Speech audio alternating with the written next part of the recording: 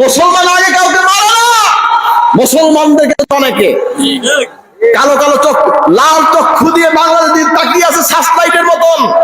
মনে রাখবে, বাংলাদেশ কারো ব্যক্তিগত দেশ নয়, ঠিক কিনা কোন? বাংলাদেশ হাজরিন তৌহিদি জনতার দেশ বাংলাদেশ। এদেশে মুসলমান আছে, হিন্দু আছে, খ্রিস্টান আছে, বৌদ্ধ আছে, বিভিন্ন ধর্মের অনুসারী আছে, আছে কি নাই? বাংলাদেশকে নিয়ে কারো সার্বভৌমত্বের বিরুদ্ধে যদি কেউ অগ্রসর হয়, ধর্ম, বর্ণ, জাতি নির্বিশেষে বাংলার সকল জনগণ তা প্রতিহত করবে, ঠিক কিনা বলে?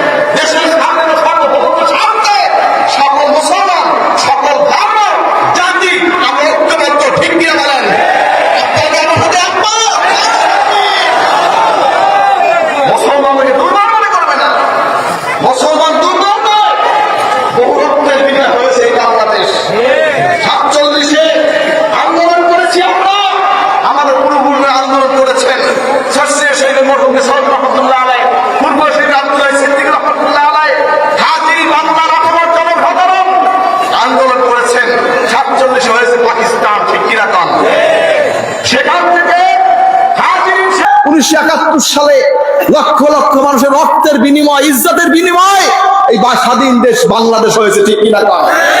আমাদের সস্তিরাল অবদানে বাংলাদেশ প্রতি আছে। আমার দাদা যান শাসুর পীর আবু জাফর মোহাম্মদ সালেহ রহমাতুল্লাহ আলাইহি, তার অবদান এখানে আছে। ভাইরা আমার, খেয়াল রাখবেন, হিসাব করে চলবেন। বাংলাদেশ তার বাবার দেশ নয়, বাংলাদেশ তার চাচার দেশ নয়, বাংলাদেশ তার মামুর দেশ নয়। বাংলাদেশ এদেশের তৌহিদ জগৎ মুসলিমদের দেশ। হিন্দু আছে, খ্রিস্টান আছে, বৌদ্ধ আছে, আমাদের সকলের দেশ বাংলাদেশ, ঠিক কিনা? ধর্ম যার যার, দেশ সবার, ঠিক? ধর্ম যার যার, দেশ সবার, ঠিক কিনা?